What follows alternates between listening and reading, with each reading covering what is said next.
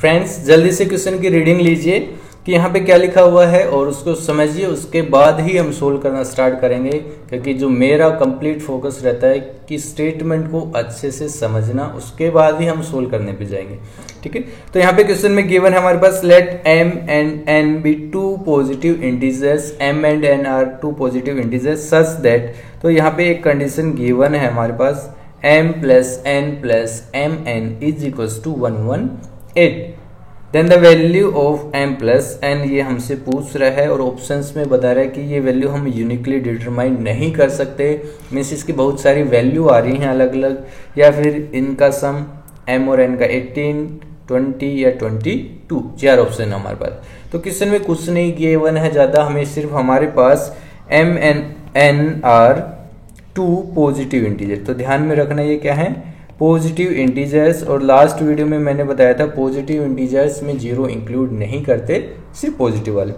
और एक कंडीशन जो गिवन है वो क्या है, m plus M N is equals to 118, ये गिवन कंडीशन है। इसी की हेल्प से हमें क्या निकालना है, m प्लस n की वैल्यू फाइंड आउट करनी है। तो आई होप आपको स्टेटमेंट समझ में आ रही है। तो जैसे हम स्टेटमेंट समझते हैं तो हमारे दिमाग में एक स्ट्रक्चर पहले से ही दौड़ने लगता है कि हम इस क्वेश्चन को इस टाइप से सोल्व करेंगे। तो ऐसा कुछ आपके दिमाग में चल रहा होगा, तो उसको ट्राई कीजिए। ठीक है, वीडियो को पॉज करके आप उसको एक ट्राई दीजिए, क्या उस मेथड से ये क्वेश्चन सोल्व हो पाएगा। नहीं हो रहा तो उसका एक दूसरा ऑप्शन भी हमारे दिमाग में चलता है कि ऐसे नहीं होगा तो मैं ऐसे करूंगा। तो पहले वीडियो को पॉज करके पहले खुद के दिमाग का यूज कीजिए कि हाँ ये क्वेश्चन आप सोल्व कर पाए और इस मेथड से हुआ। ठीक है, जब तक खुद का आप माइंड यूज नहीं करेंगे, आपका जो इनको क्वेश्चंस को सोल्व करने की स्पीड नहीं इंक्रीज हो पाएगी। तो चलिए मैं भी आपकी ही तरह सोल्व करता हूँ। सबसे पहले ऐसे क्वेश्चन में बेसिकली हम क्या करते हैं कि भाई हमें m प्लस n निकालना है और ऐसे कुछ कंडीशन गिवन है, तो हम एक ट्राई करते हैं कि m प्लस n का होल स्क्वायर क्या होता है, m माइनस n का होल स्क्वायर क्या होता है, या m square minus n square क्या होता है। क्या इन आइडेंटिटी की हेल्प से हम ऐसा कुछ फाइंड आउट कर सकते हैं। तो यहाँ से ये क्या होता है, m square plus n square plus 2mn, यहाँ से क्या हो जाएगा m square plus n square minus 2mn, और यहाँ से क्या हो जाएगा m माइनस n और m प्लस n। ये तीन चीजें हमने लिख ली। तो हम इनका कुछ इस टाइप से यूज कर सकते हैं कि ये हमें ये वाली स्टेटमेंट मिल जाए। नहीं मिल सकती क्योंकि यहाँ पे तीनों ही साइड क्या है, स्क्वायर की टर्म है या मल्टीप्लाई की टर्म है। यहाँ पे हमें सिंगल m और n नहीं मिल पा रहा, तो हम आगे क्यूब पे जाएंगे तो वहां पे भी हमें ऐसी टर्म नहीं मिल पाएंगे। ठीक है, तो अब क्या करें, इसके लिए कुछ अलग से सोचना होगा। तो मैंने ये सब कुछ क्यों किया है, क्योंकि काफी क्वेश्चन में इनका हम यूज करते हैं कि इन दोनों को हम ऐड कर दे, फर्स्ट और सेकंड को हम ऐड कर दे, तो ये वाली टर्म्स क्या हो जाती हैं, कैंसिल हो जाती है, हमारे पास ये बचता है। इनको अगर हम क्या कर दे, सबट्रैक्ट कर दे, तो फर्स्ट वाली ये टर्म्स कैंसिल हो जाएगी, क्या बचेगा, ये वाली चीज बचेगी। ठीक है, लेकिन इनका यूज करके हम इनको नहीं निकाल पा रहे। मैंने ये करके इसलिए दिखाया कि आप खुद भी एक ट्राई दो। तो हम इसको कैसे करें कि हमारा आंसर हम तक पहुंच जाए। तो हम देखो इसको एक और चीज करते हैं। मैंने इसको लिख लिया, अगर m plus M n plus n, थोड़ा सा चेंज किया, ये चीज है। फर्स्ट टू टर्म्स में n को सेपरेट कर सकता हूं, तो मैंने m को यहां से सेपरेट कर लिया। मुझे क्या मिल गया, 1 प्लस n प्लस में n इज इक्वल्स टू 118। ऐसा करते ही मुझे एक हिंट मिल रहा है, मेरे दिमाग में एक हिंट आ रहा है, एक आइडिया आ रहा है कि जैसे ही मैंने n को कॉमन ले लिया, यहाँ पे क्या मिल रहा है मुझे, 1 प्लस n मिल रहा है। अगर यहाँ पे भी ऐसा ही कुछ मैं बना दूं तो वो n प्लस 1 में कंप्लीट से क्या ले सकता हूँ, कॉमन ले सकता हूँ, सेपरेट कर सकता हूँ। तो इसके लिए मुझे क्या करना होगा, दोनों ही साइड में 1 को ऐड कर रहा हूँ। मैंने इस साइड भी 1 को क्या किया है, ऐड किया है। लेफ्ट साइड में किया तो राइट साइड में करना कंपलसरी है, वरना हम क्वेश्चन से भटक जाएंगे। ठीक है, तो यहाँ पे क्या हो जाएगा, मैं अब यहाँ से n प्लस 1 क्या ले रहा हूँ, कॉमन निकाल रहा हूँ। तो n प्लस 1 यहाँ आ गया, तो यहाँ क्या बचेगा, ये तो सेपरेट हो गया, सिर्फ m बच रहा है, और यहाँ पे क्या बचेगा, 1 बचेगा। ठीक है, और इक्वल्स टू क्या हो गया, 119 होगा। आ रही बात समझे। तो अब हमारे पास दो फैक्टर्स हैं जिनका मल्टीप्लाई क्या रहा है, 119।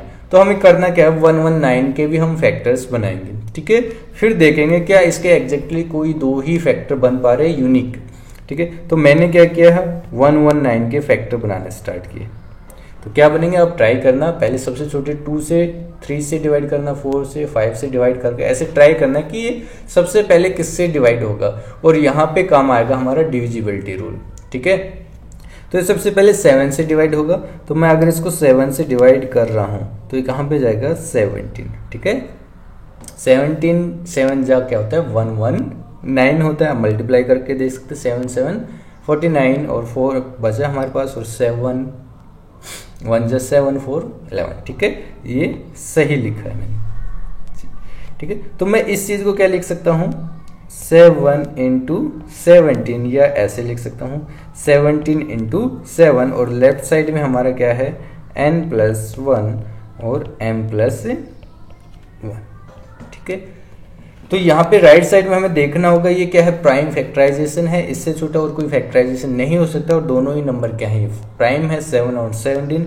और किसी भी नंबर का प्राइम फैक्टराइजेशन क्या होता है, यूनिक होता है। वो एक ही तरीके से लिखा जा सकता है, इसके अलावा और कोई तरीका नहीं है। आ रही बात समझ में? तो हमें क्या करेंगे, दोनों ही साइड 2 फैक्टर्स हैं, तो ये भी क्या होगा, हम कंपेयर कर देंगे इसको n+1 को, कि n+1 को हम 7 के इक्वल रख लें, और m+1 को हम 17 के इक्वल रख लें। या दूसरा केस क्या हो सकता है, m+1 को मैं 7 रख दूँ और n+1 को मैं 17 रख दूँ। ठीक है, तो यहाँ से n की जो वैल्यू आएगी वो क्या आएगी, 6 आएगी। यहाँ से जो m की वैल्यू आएगी वो क्या आएगी, 16 आएगी। क्वेश्चन में क्या पूछा था, m+n की वैल्यू, तो दोनों का सम क्या हो जाएगा, 16 + 6 इज इक्वल्स टू 22। आ रही बात समझ?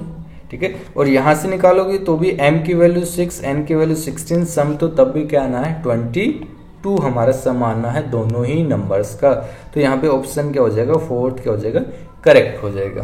तो हमने इस क्वेश्चन को पूरी डिटेल में किया है, मिस्टेक भी करके देखे कि हम इसको अगर मिस्टेक करें तो किस टाइप से सोल्व कर सकते हैं, फिर उससे वापस हमें हमारे क्वेश्चन पे किस टाइप से आना है।